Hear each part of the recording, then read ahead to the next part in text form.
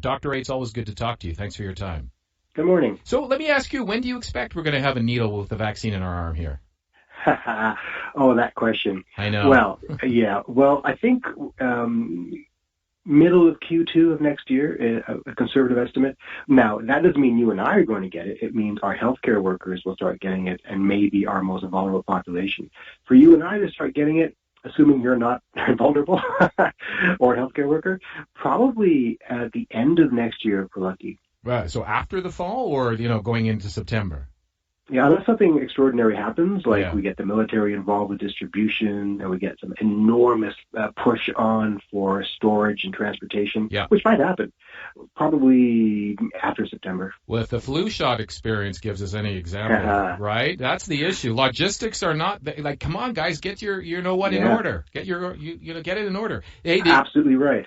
And, but there are models to follow here. Like in global health, we've seen the Coca-Cola distribution chains being used to send medicines around the world. We've seen factories being retasked to manufacture inoculants. So there are things we can do with some federal powers to accelerate this stuff. It takes political will. It takes decisions to be made. We have time. We have time to make that planning. And I have, stupid faith that the right people are making these decisions now. Canada's purchased more doses of a potential vaccine for its citizens than any other country. According to The Economist this morning, Dr. Ray, Canada has purchased 10 doses per citizen. Ooh, I did not know that. Yeah, it's just breaking this morning on The Economist. They did the check through the G8 countries. Yeah.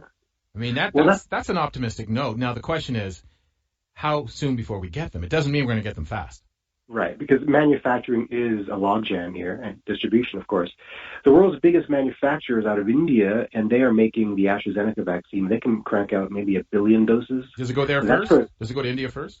I don't know what kind of deals they have signed. Okay. Definitely for the AstraZeneca vaccine, the UK is first in line, then the US, then possibly India because of this deal. Right. So I'm not sure where we stand in line, but it comes down to how fast they can manufacture it. Nothing prevents them, though, from getting into better deals with more manufacturers, bypassing the traditional systems.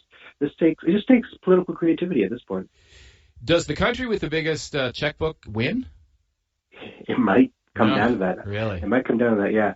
We were kind of slow to the game in getting access to the leading contenders, but luckily we have access to the Pfizer vaccine, which right now is the most promising. Of course, that might change in a few weeks when data from other candidates comes forward. Well, the one from Quebec City, this is a plant-based one. It doesn't need the kind of minus 80 degree storage that the others do. How's the baby doing, by the way, Doctor? You can hear him, huh? I know. This is the first time I've interviewed so many times, and you talk about this infamous baby. Apparently, it's a real thing.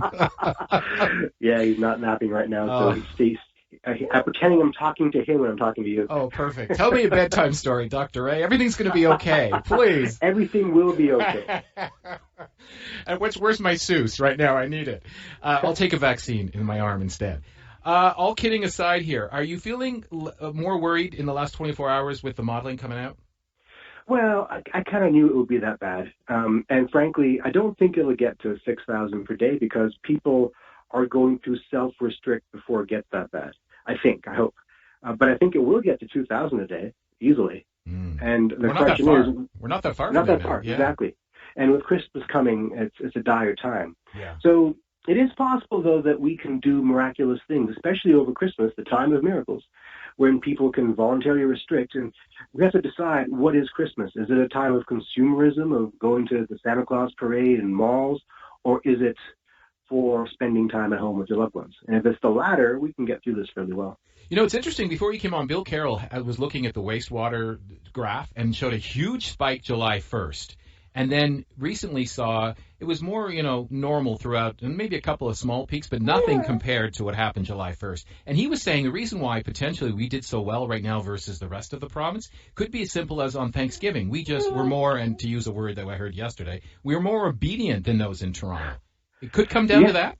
Absolutely. This is all predicated on human behavior, and human behavior is heterogeneous depending upon the culture where you live and the age demographic, the cultural heterogeneity, and also white-collar workers versus blue-collar workers, people who can work from home versus having to go into work. All these things matter.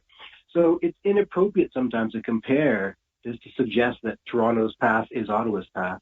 Yeah. But we do live in a province with no travel restrictions. So there's nothing preventing someone from a hot zone area from coming and refeeding a green territory, as it were. Yeah. So all this is true, and we're all learning about this in real time along with the experts. When I interviewed you on CTV Morning Live this morning, you said when the modeling came out, what surprised you is there was no press conference announcing new measures. Just so you know, the Premier who was supposed to go to Coburg today for a photo op and some sort of visit, has now moved back to the official press conference place at Queen's Park. We'll also have the Health Minister there, so I'm expecting, or we're expecting, that some new measures, probably for Toronto and Peel, will be announced today. Yeah, that's probably the case. The question is, what will it be? Will it be sufficient? And how have they been advised? I'm pretty sure I'm going to be busy talking to people about this. Oh, no kidding. Do you still get a chance to do medicine, or is it just media? I'm not a medical doctor. Yeah. I'm a scientist. Right. And luckily, I'm on parental leave right now because of this little munchkin. So it's all media all the time. Well, we appreciate it, because you know what? This is some bonding time, father-son. How you sleeping, Doc? I sleep well, but his mother doesn't. Okay. So that works. Oh, so you actually do the media, so you can thank us for your long night's sleep, is what you're saying, Dr. Ray. Yes, I can. Thank you very much. You're busted. We'll let you go be a dad. Dr. Raywat Deonandan, it's always good to talk to you. Appreciate it. Thank you very much. Bye-bye. Bye-bye. 10:17, we'll take a break. You're listening to News Talk 580.